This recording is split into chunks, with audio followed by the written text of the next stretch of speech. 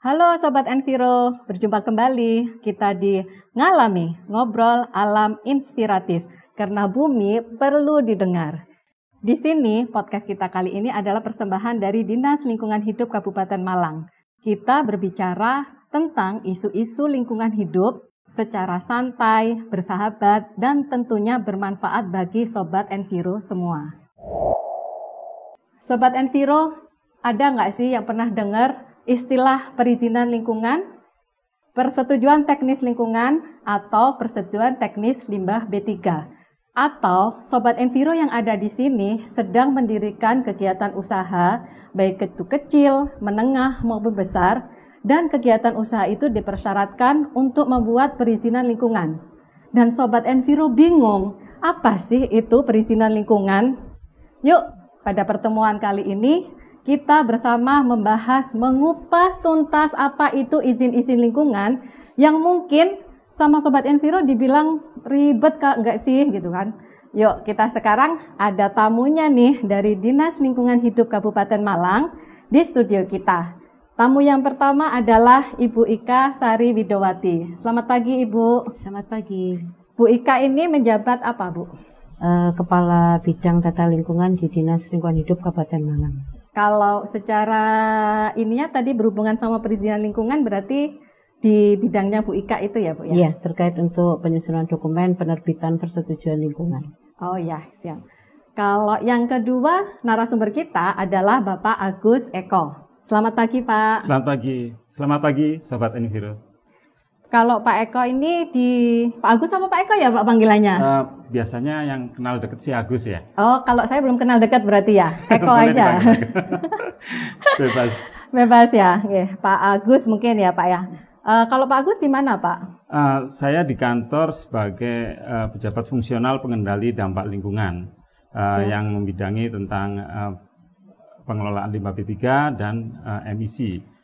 Pengelolaan limbah B3. Betul. Bisa dijelaskan Pak, limbah B3 itu apa Pak? Limbah B3 adalah limbah berbahaya dan beracun yang diakibatkan dari suatu sisa kegiatan usaha dari suatu perusahaan. Jadi setiap hari kerjanya pasti berkutat dengan limbah B3? Siap. Masih oke ya Pak ya, meskipun terpapar dengan limbah B3.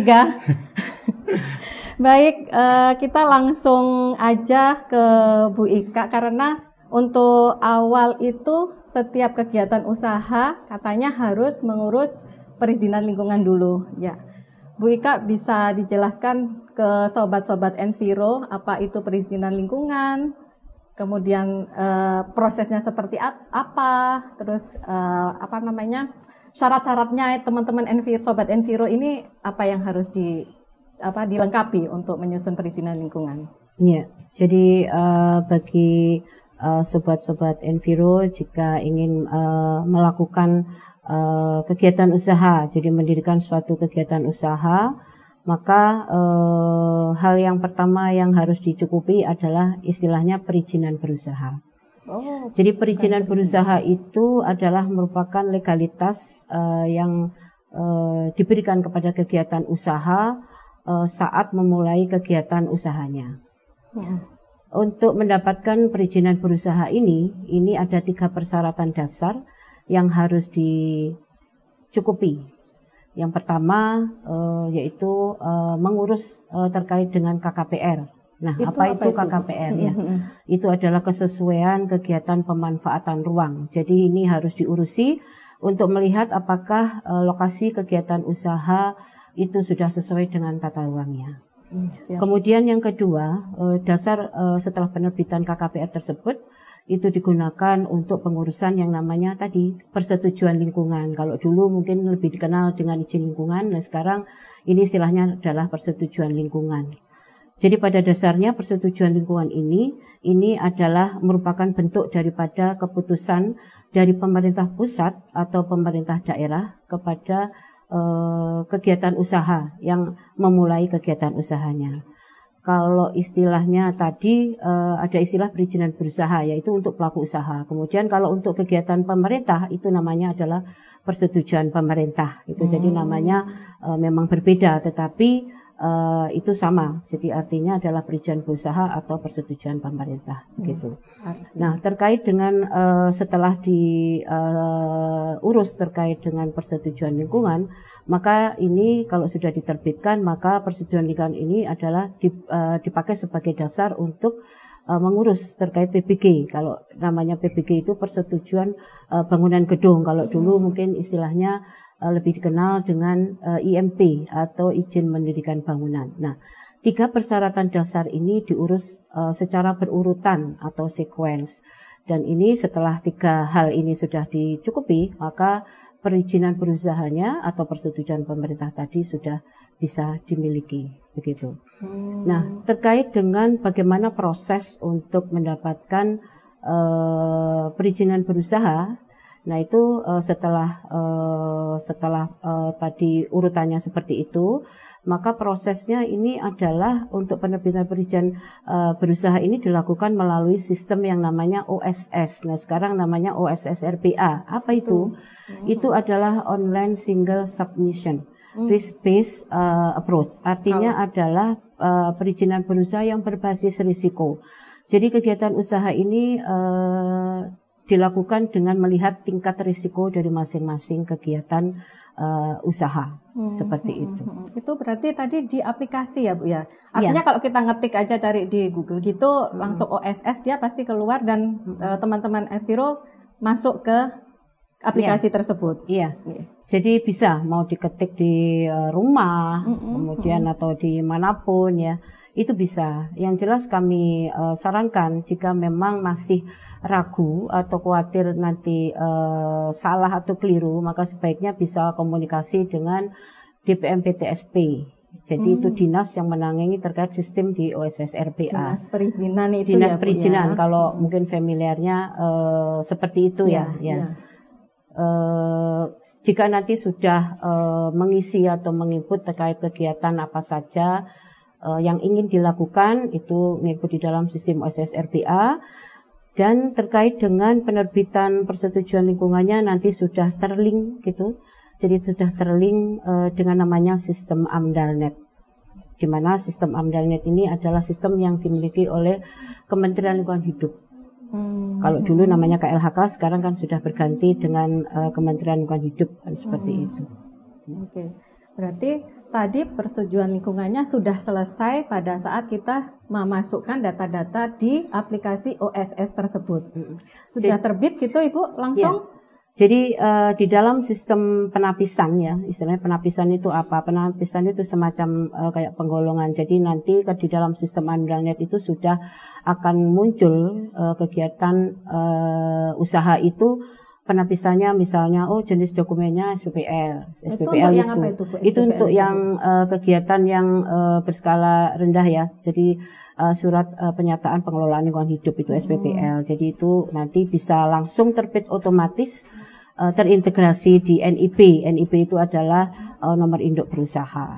Itu biasanya untuk kegiatan yang kecil ya. Jadi risiko rendah begitu. Nah, kemudian kalau untuk yang UKLPL atau upaya pengelolaan dan pemantauan lingkungan hidup itu juga akan ditapis kalau memang dia jenis dokumennya adalah UKLPL. Atau berarti juga yang sedang ya, ya itu biasanya untuk risiko menengah rendah gitu, menengah tinggi itu bisa di dokumen itu.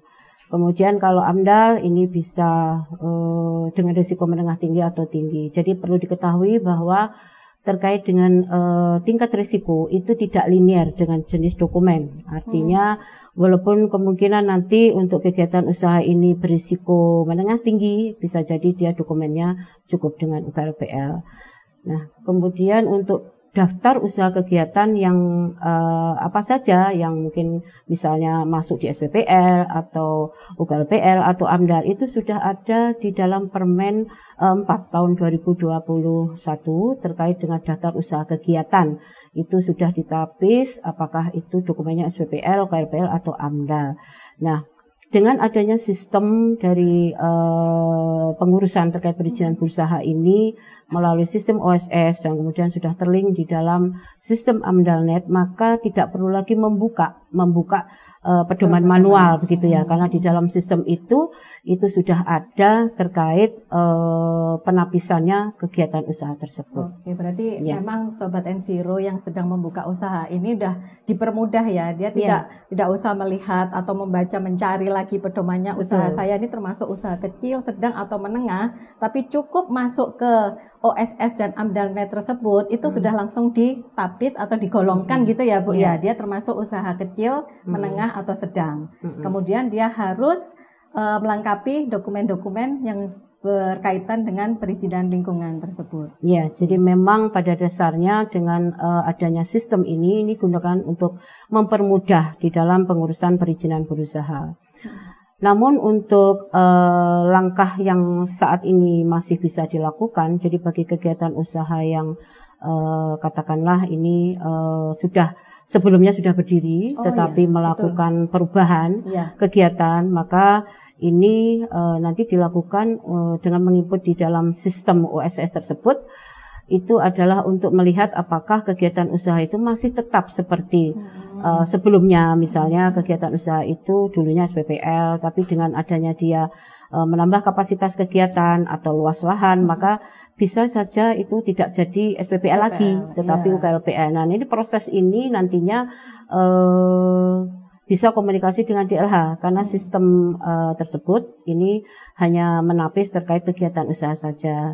Jadi nanti untuk kegiatan yang terkait perubahan maka ini masih dilakukan secara manual. Mengisi yang namanya PIL ya. Jadi PIL itu penyajian informasi lingkungan. Ya, jadi bukan pil yang will itu ya, bukan ya. Pil dan will. Ya, pil dan will ya. Jadi pil di sini adalah penyajian informasi lingkungan. Penyajian informasi lingkungan. Ya, jadi di sana nanti akan ada beberapa pertanyaan seperti misalnya apakah sobat-sobat Enviro ini jika melakukan perubahan kegiatan itu apa saja, apakah ada tambahan kapasitas, ataukah lahannya, ataukah hanya ingin merubah penanggung jawab saja. Nah ini nanti disampaikan di dalam yang namanya PIL itu tadi. Karena tidak semua yang melakukan kegiatan usaha yang melakukan perubahan itu mesti menyusun dokumen, tidak. Jadi ada beberapa hal kalau memang hanya merubah penanggung jawab maka hanya merubah di persetujuan lingkungan saja. Jadi tidak perlu menyusun dokumen lingkungan baru. Salah satunya seperti itu. Kalau misalnya nanti ada peningkatan kapasitas produksi, kemudian tambahan luas lahan kegiatan, kemudian sistem pengolahan limbahnya berganti, maka itu ada perubahan terkait dokumen lingkungannya. Begitu. Dan itu Sobat Enviro sendiri sebagai pemrakarsa yang datang ke Dinas Lingkungan Hidup ya? Ya, dengan membawa beberapa persyaratan. Nanti ada beberapa, salah satunya yaitu kalau memang untuk kegiatan usahanya nanti sudah punya NIB, maka itu juga dibawa gitu kan.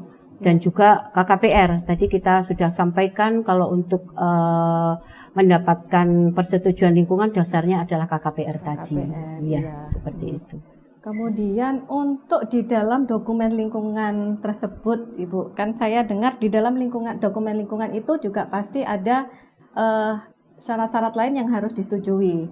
Seperti persetujuan teknis gitu ya Bu ya, ada persetujuan teknis air limbah, persetujuan teknis emisi karena kegiatan usaha tersebut menghasilkan emisi udara, atau persetujuan teknis limbah B3 tadi ya Pak ya, limbah bahan berbahaya dan beracun. Jadi bagaimana Bu untuk syarat-syarat pertek tersebut kalau di Bu Ika atau di Pak Agus ya Pak ya?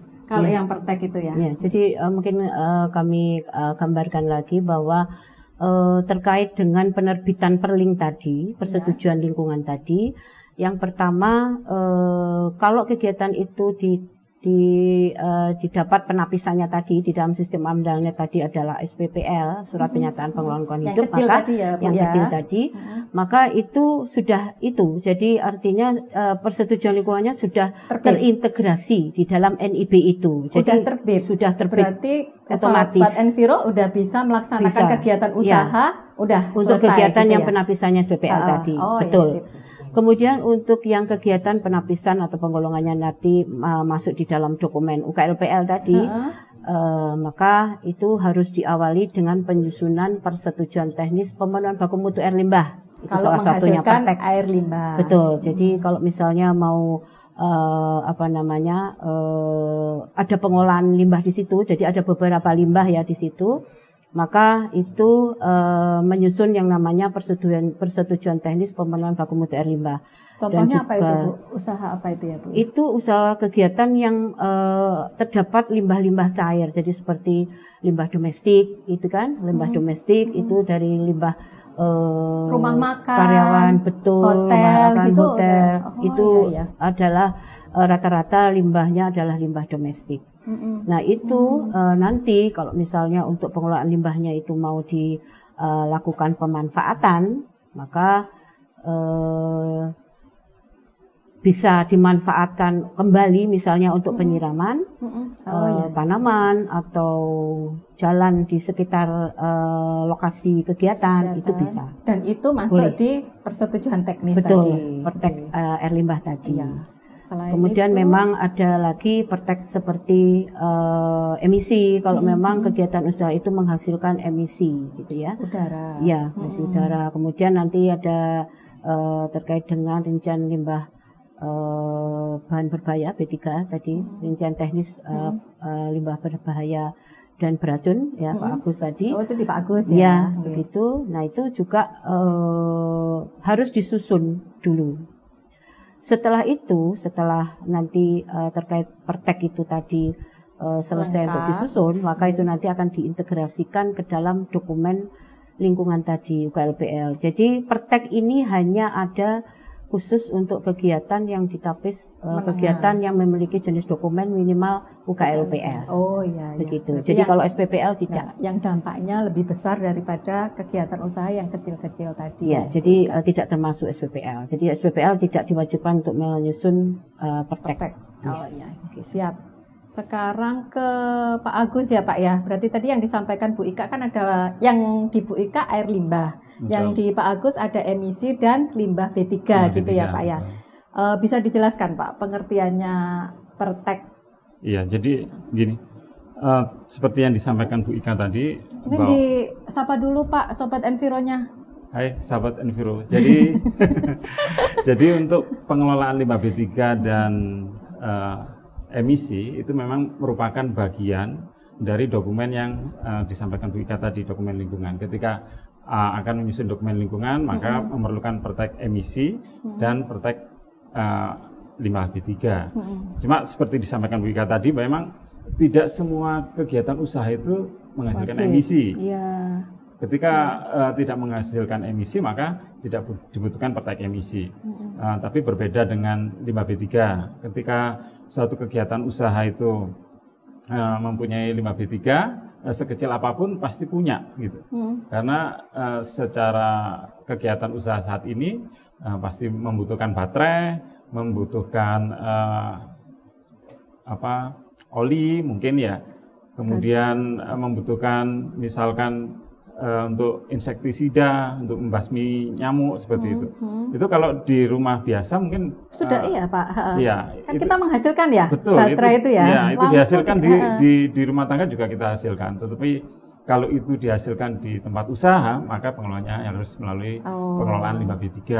Begitu. Nah, untuk pengurusan pertek emisi dan limbah B3 ini mudah. Jadi Sobat Enviro tidak perlu khawatir untuk mengurusnya. Mudah dan murah karena gratis tanpa biaya. Gratis tanpa biaya. Siap. Kalaupun nanti Sobat Enviro itu kesulitan di dalam bagaimana sih menyusun dokumen untuk rincian teknis limbah B3 maupun pertek emisi, kami dari yang menangani akan membantu untuk menyelesaikan pertek-pertek tersebut. Ada petugasnya ya Pak di kantor. Ya.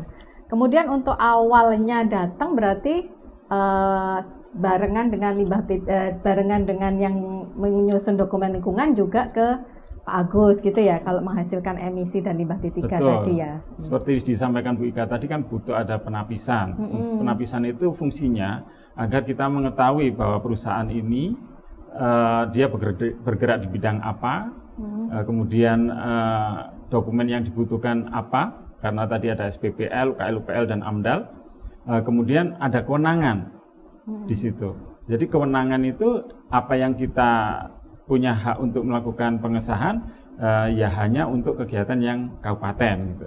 Kalau kewenangannya ada di provinsi, maka yang memproses pertek-pertek tadi juga ada di provinsi.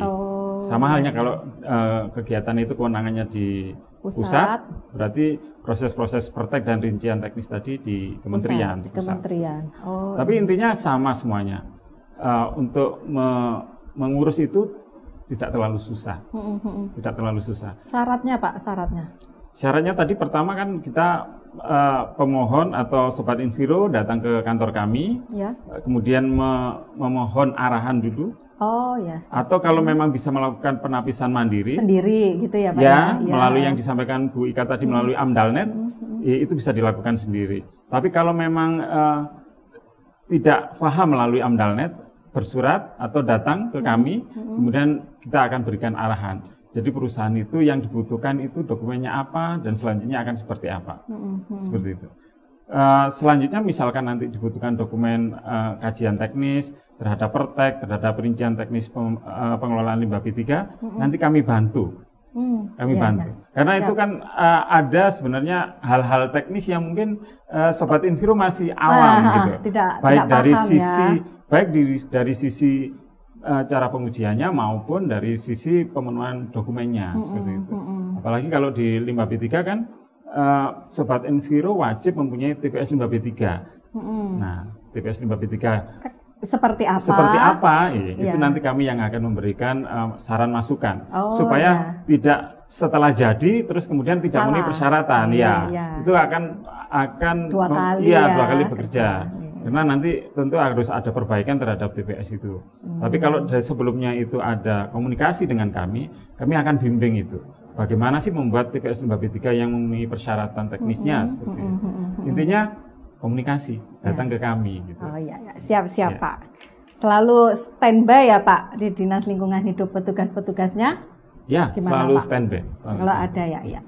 Kalau untuk teman-teman yang baru memulai kegiatan usaha, sebaiknya memang tidak membuat TPS dulu tadi ya Pak ya. Jadi menunggu arahan aja ya dulu ya. Nanti sebenarnya kan arahan itu sebenarnya tidak wajib. Karena beberapa perusahaan memang memiliki SDM yang mengurusi tentang lingkungan hidup. Jadi mereka punya ilmunya sendiri. Kalau seperti itu biasanya kita sharing dan komunikasi, koordinasi aja. Tapi kalau memang yang tingkatan perusahaan itu kan SDM-nya, mohon maaf kan kadang nggak sama gitu ya. Jadi kadang perusahaan yang masih UMKM dia nggak tahu harus seperti apa dia memulainya. Dan kita membantu banget untuk teman-teman Enviro yang tugas kita di Dinas Lingkungan Hidup untuk memberikan pembinaan terhadap itu. Terutama yang skala kecil tadi ya Pak ya. Bahkan skala kecil pun wajib untuk membuat TPS B3 kalau. Karena kenapa wajib? Limbah B3 ini di dalam Undang-Undang 32, apabila suatu perusahaan, di sana tidak disebutkan perusahaan ini kecil, menengah, atau besar. Barang siapa yang melakukan kegiatan usaha yang menghasilkan limbah B3, itu wajib melakukan pengelolaan limbah B3. Itu di Undang-Undang 32 disebutkan seperti itu. Apabila tidak melakukan pengelolaan, nah ini Sobat Enviro harus catat ini. Apabila tidak melakukan pengelolaan, itu akan ada denda, pidana dan perdatanya yang tidak sedikit. Itu yang limbah B3 ya Pak? Itu yang limbah B3. Ada nominalnya 1-3 M. Cukup besar kan? Padahal kalau kita itu mengurus itu atau datang ke kita terus kemudian berkomunikasi dengan kami, mudah untuk mengurusnya. Iya.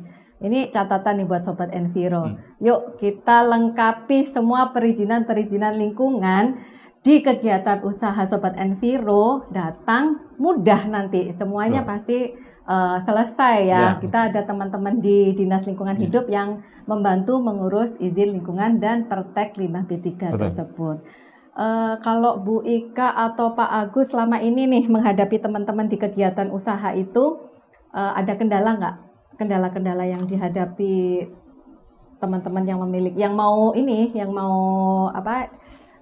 membuat izin lingkungan itu? Atau mungkin ini Bu, mungkin kita tadi masih belum membahas tentang waktu ya, waktu pengurusannya untuk perizinan lingkungan maupun pertek itu berapa lama ya?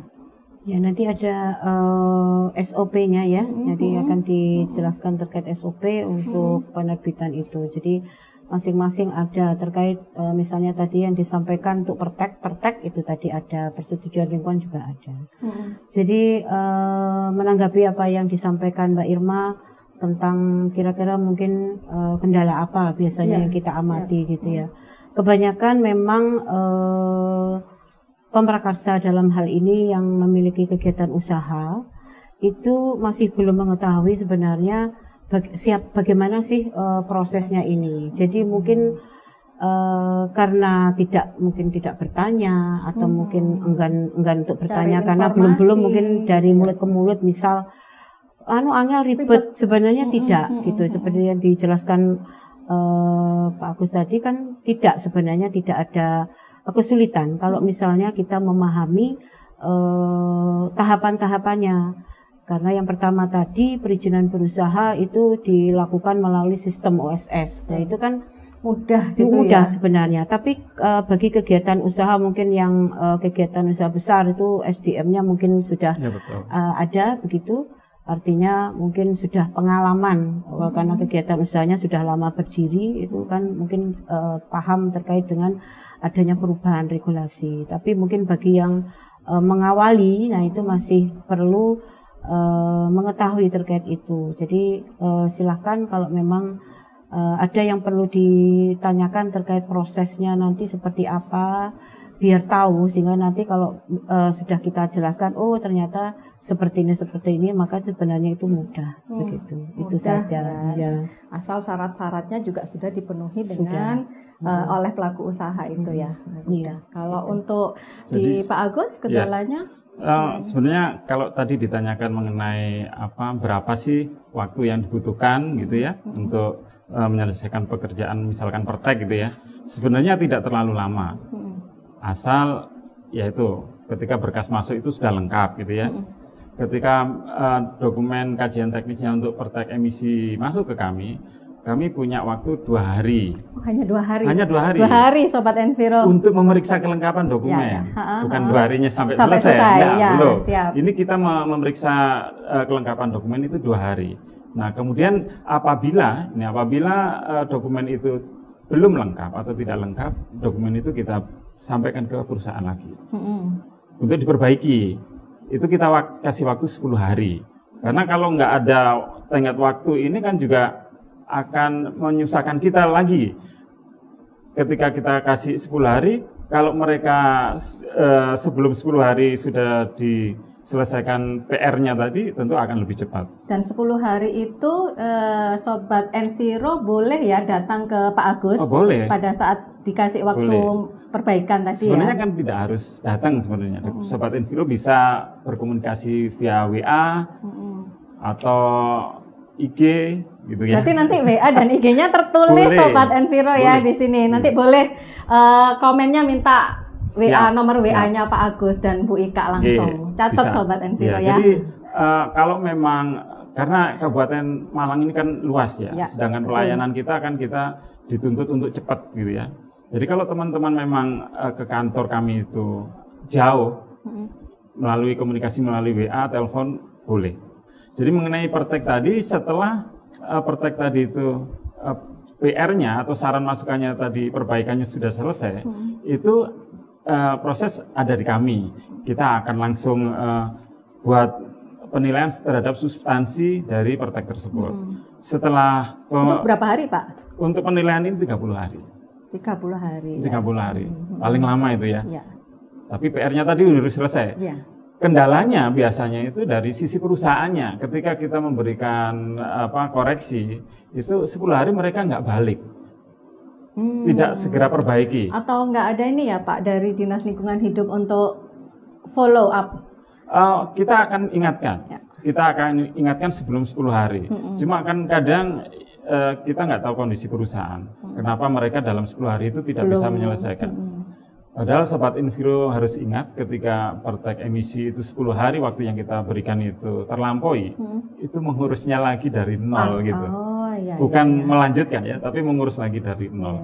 Itu kendalanya kalau di Jadi mungkin emisi. Kalau yang selama ini kita dengar perizinan lingkungan atau tentang izin lingkungan itu ribet, itu sebetulnya enggak ya. Sebetulnya memang kita sudah ngasih arahan, bisa jadi belum dilengkapi syarat-syaratnya tersebut gitu ya. Iya, jadi seperti di Bu Ika tadi sampaikan ya, kadang persetujuan lingkungan itu kan membutuhkan KKPR. Nah, kalau KKPR-nya belum selesai, berarti dia harus menyelesaikan KKPR-nya.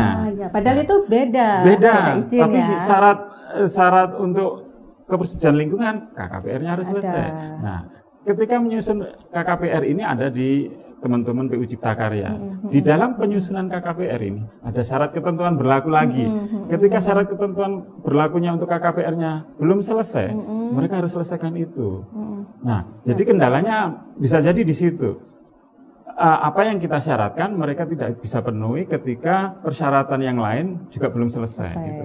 Jadi kami harapkan sebelum melakukan submit dokumen, kita perlu ngobrol dulu.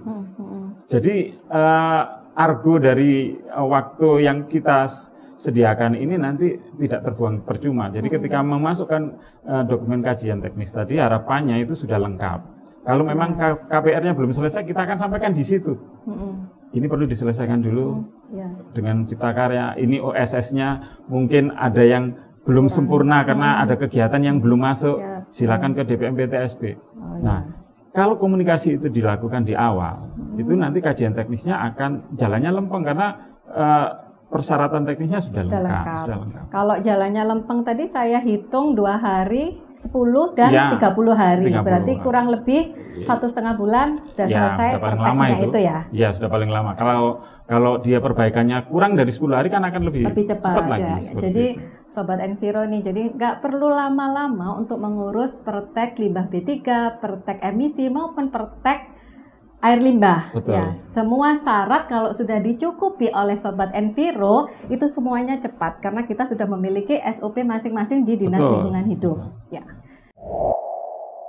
Baik Sobat Enviro, sudah banyak sekali kita belajar tentang izin lingkungan dan izin persetujuan teknis. Baik itu limbah, baik itu limbah B3 maupun itu emisi udara. Ya. Sekarang ada nggak dari Bu Ika atau dari Pak Agus closing statement kita, Bu, setelah kita banyak belajar dan banyak yang disampaikan tadi, closing statement untuk sobat-sobat Enviro ada nggak? Ya, jadi dari yang telah kita jelaskan tadi, kami berharap jangan enggan bertanya, karena akan sesat di jalan. Iya, betul. Kami DLH Kabupaten Malang siap untuk membantu kendala dan hambatan saudara Enviro sekalian. Semuanya ya, semuanya. Pasti. Kalau dari Pak Agus, ada Pak closing statement-nya? Jadi mindset-nya adalah mengurus limbah itu mudah gitu. Jadi teman-teman Sobat Enviro, apabila ada kendala di dalam pengelolaan limbah B3 di emisi, silakan ke DLH Kabupaten Malang, kami siap untuk membantu. Jadi pengelolaan limbah ini mudah, itu harus selalu ditanamkan. Karena apabila tidak melakukan pengelolaan akan lebih fatal lagi ke depannya. Ya, yang tadi ya Pak ya, malu bertanya jadi sesat di jalan. Ya, jadi Sobat Enviro jangan sungkan-sungkan untuk meminta informasi dari kita, dari sosmed media, dari sosial media DLH ataupun langsung datang ke Dinas Lingkungan Hidup, kita akan pasti memberikan informasi terkait izin-izin lingkungan tersebut. Baik, Bu Ika, Pak Agus, terima kasih untuk waktunya sudah meluangkan sedikit waktu kita belajar bersama tentang isu-isu lingkungan dan tentang perizinan lingkungan. Sobat Enviro, salam bumi pasti lestari. Oke Sobat Enviro, kita ketemu lagi di next episode Ngalami, ngobrol alam inspiratif, karena bumi perlu didengar. Sampai jumpa.